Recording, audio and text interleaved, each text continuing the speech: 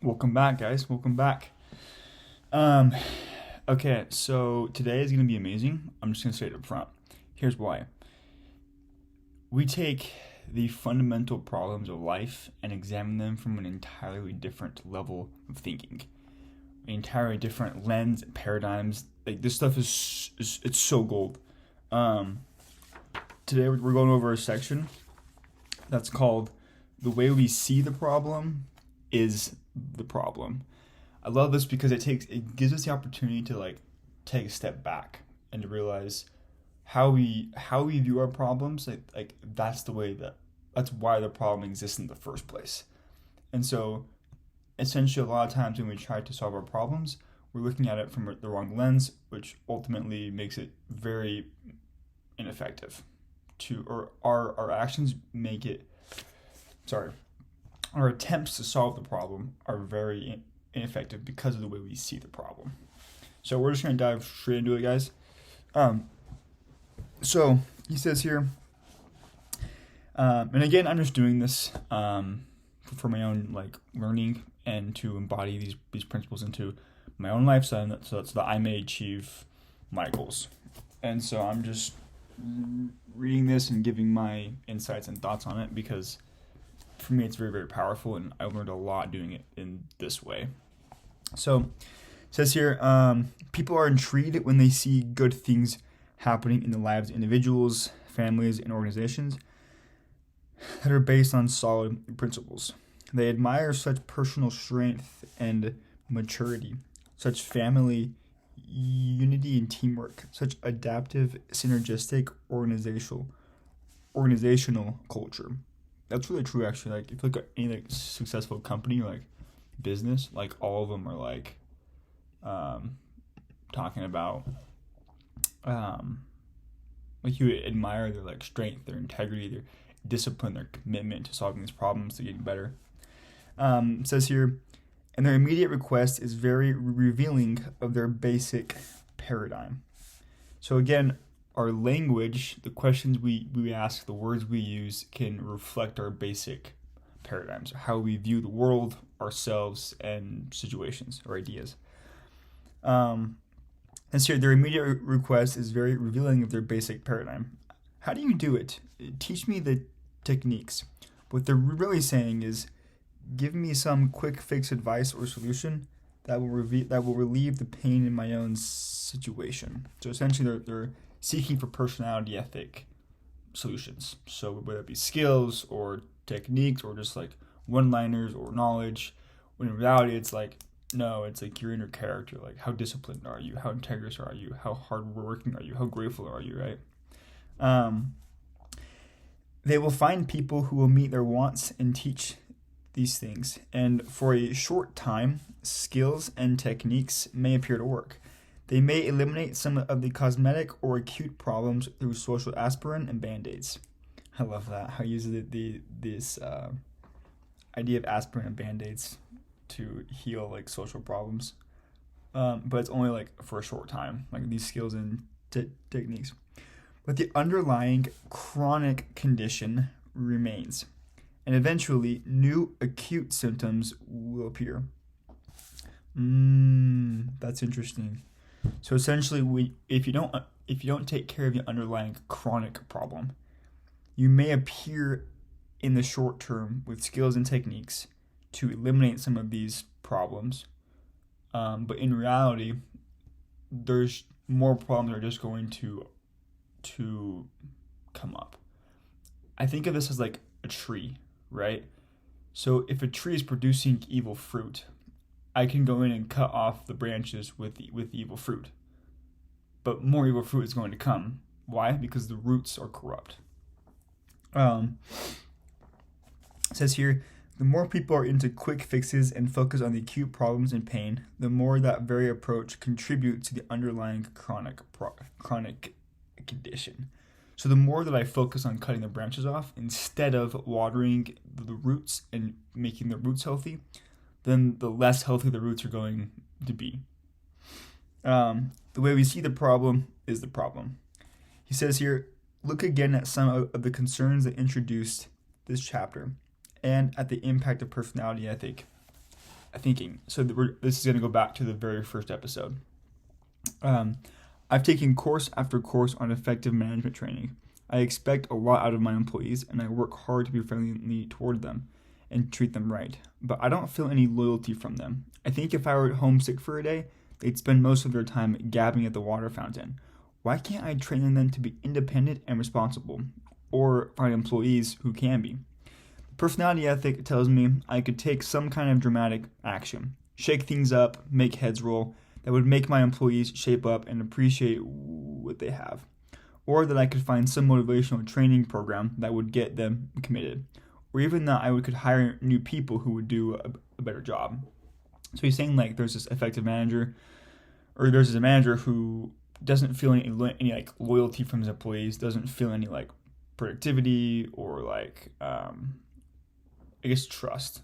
Like if you're gone for a day, they'd all just willy dally and not do the work, like have not have integrity, do their work or push the company's goals forwards. And so he's saying that like looking at it through a personality ethic lens, you might say that you could like lecture them or talk to them in an effective way, an effective presentation, right? Or that you could do some kind of like motivational training program, or just eliminate all of that crew. But he says here, but is it possible that under that apparently disloyal behavior, these employees question whether I really act in their best interest? Do they feel like I'm treating them as mechanical objects? Is there some truth to that?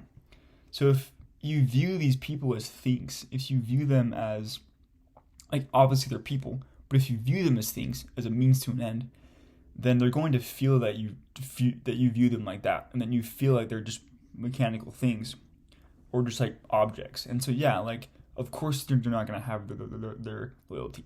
But if your character is so good that you're actually able to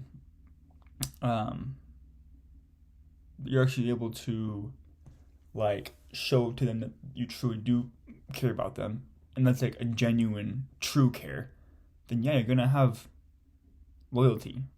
Like if I go out of the way for a recruit to help him out, then like yeah, he's gonna feel that trust and that loyalty. Like that's just based off principles of human relations. It will happen. Deep inside, is that really the way that I see them? Is there a chance the way I look at the problem who work for me is part of the problem? That's actually really insightful. I remember my buddy Mateo teaching me this on the doors, where he would view people as his best friend, right? So they would open the door, complete stranger, but he would view them as his best friend. And by viewing him as that, he then treated them as his best friend, which got him a lot more sales. She serviced over like 1,100 accounts this past summer, which is phenomenal. Over 700K in revenue, amazing. But that was one of the things that he did, was to gain that trust quickly, in order to sell a more premium product. We're going back to one of the problems. There's so much to do, and there's never enough time. I feel pressured and hassled all day, every day, 7 days a week. I've attended time management seminars, and I've tried half a dozen different planning systems. They've helped some, but I still don't feel like I'm living the happy, productive, peaceful life I want to live. So let's see what the personality ethic has to say about this. Personality ethic tells me there must be something out there, some new planner or seminar that will help me handle all these pressures in a more efficient way. But is there a chance that efficiency is not the answer? Is getting more things done in less time going to make a difference? Or will it just increase the pace at which I react to the people and circumstances that seem to control my life? Wow, that's amazing. It's sometimes we get so caught up in having to do more things, in having to get more. I know I do. I know, like for example, yesterday for me was a super busy day, and I got a lot of stuff done. But like looking back on it, I'm not sure that the depth or quality of those things were very good. And so it's like trying to find that joy and meaning and happy in life, while at the same time getting stuff done, but figuring out a way to question your assumptions. Like, is efficiency really the answer to your problems? Is getting more things done in less time actually the answer? Maybe it is in the short term, but long term, is that going to prove successful? I guess we'll find out together. It says here, could there be something I need to see in a deeper, more fundamental way? Some paradigm within myself that affects the way I see my time, my life, and my own nature. Wow, that's gold. To see my time, my life, and my own nature. We've all grown up and have been conditioned to viewing our time, ourselves, our lives, and our own nature in certain ways. And we seldom take time to look at other possibilities of what's actually out there, of who we actually are, what our life actually represents, what time actually is, and how to use it effectively, you know? Okay, going on with another problem. My marriage has gone flat. We don't fight or anything. We just don't love each other anymore. We've gone to counseling, we've tried a number of things, but we just can't seem to rekindle the feeling we used to have. So it's like this marriage just kind of like just died down. There's no passion or fire inside anymore. So the personality ethic tells me there must be some new book or some seminar where people get all their feelings out that would help my wife understand me better. Or maybe that it's useless and only a new relationship will provide the love I need. Wow. But is it possible that my spouse isn't the real problem? Could I be empowering my spouse's weaknesses and making my life a function of the way I'm treated? Do I have some basic paradigm about my spouse, about marriage, about what love really is that is feeding the problem? Wow. I'm not even sure like where to start on dissecting this. Like, this is wild. So from what I'm understanding here, there's this reoccurring theme of like, yeah, the way we see the problem is the problem, and it's like we have these underlying assumptions. Like, we assume what love is, but do we actually understand what love is on a deeper, meaningful level? Like, for example, like, think of like the person you probably have to have the closest relationship with. Maybe it's your best friend, your spouse, one of your kids, your parents, mom, whatever. Think about that relationship and like the depth and quality of it. So, but could that relationship be deeper, be filled with more joy and more meaning? Definitely. But you've never experienced that depth. And so like you have I guess we all have this basic paradigm of like, what is love? What is faith? Right? Like, what is food? Like, I don't know, like, why do you eat the food that you eat?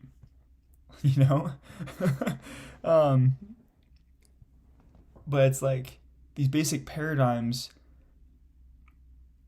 cause us to, like, okay, sorry, let me back up. We always act with integrity to our basic paradigms. And so out of those paradigms flow our attitudes and our behaviors, or like our actions, and somewhat of our feelings, our attitudes. And so taking a step back and examining and analyzing the paradigm which we are using to examine a situation may be the very key to solving the solution. Where the basic paradigm that we had by our conditioning and by our experience is actually the very thing that's causing the problem to happen. And so it's not actually your spouse's fault. I love this line right here. Could I be empowering my spouse's weaknesses and making my life a function of the way I'm treated? Like, if you focus on your wife's, I'm not married, so I don't quite understand this, but I'm just assuming that if you focus on your wife's weaknesses You're going to view her not as a loving, supportive partner, but almost like an obstacle, as like someone to be dealt with, you know, someone to be tolerated.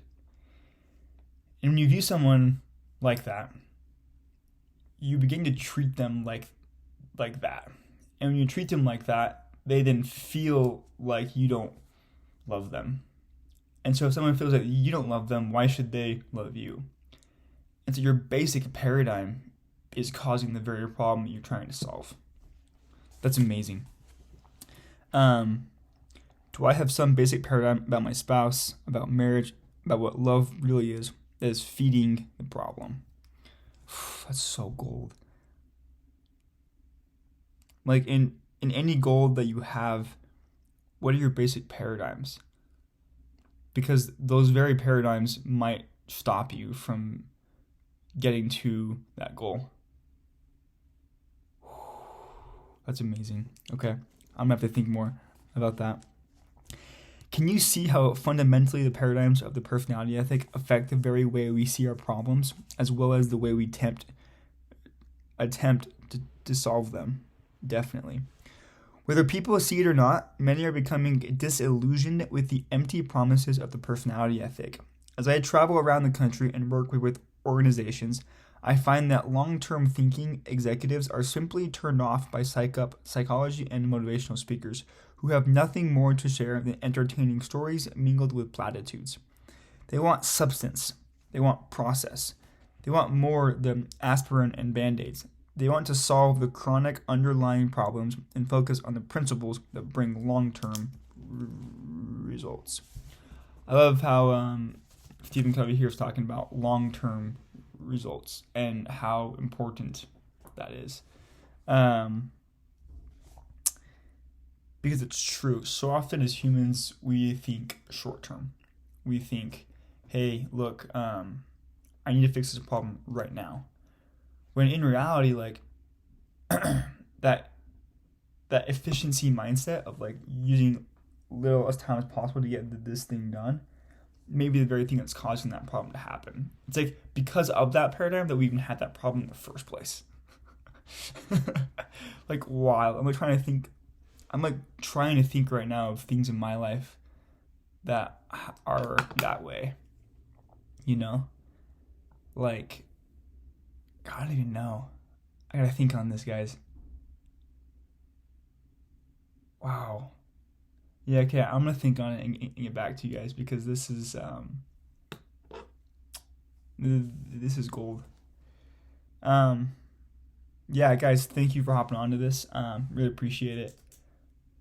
If you have any comments or feedback, reach out to me. Put it in the comments. Really appreciate that. Cool. Well, yeah, that's it for today. I appreciate it, guys. Have a good one.